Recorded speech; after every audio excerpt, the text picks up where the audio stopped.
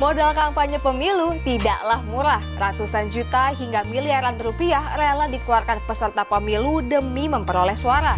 Tapi sebenarnya dari mana sih sumber dana kampanye ini? Apakah ada batasan nominalnya? Dana kampanye adalah sejumlah biaya berupa uang, barang, dan jasa yang digunakan peserta pemilu untuk membiayai kegiatan kampanye. Kampanye pemilu bisa didanai dari anggaran pendapatan dan belanja negara atau APBN. Anggaran tersebut dialokasikan pada bagian anggaran KPU. Nantinya KPU akan memberikan fasilitas kampanye seperti pemasangan alat peraga kampanye pemilu di tempat umum, iklan media massa cetak, elektronik dan daring, serta debat pasangan calon tentang materi kampanye pemilu pasangan calon.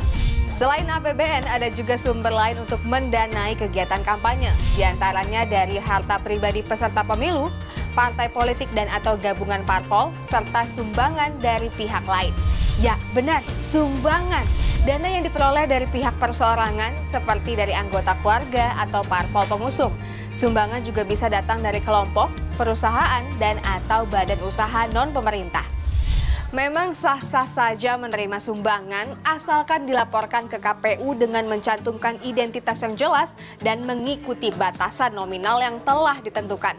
Nah, sumbangan yang berasal dari perseorangan untuk pemilu presiden dan wakil presiden nominalnya tidak boleh melebihi 2,5 miliar rupiah. Angka yang sama juga berlaku untuk pemilu anggota DPR RI, DPRD Provinsi, dan DPRD Kabupaten Kota. Namun untuk pemilu anggota DPD RI, sumbangan perseorangan paling banyak hanya bernilai 750 juta rupiah.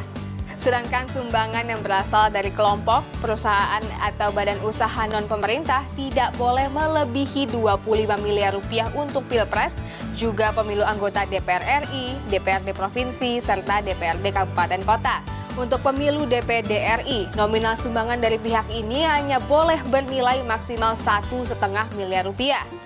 Lalu kenapa sih sumbangan dana kampanye ini harus dibatasi?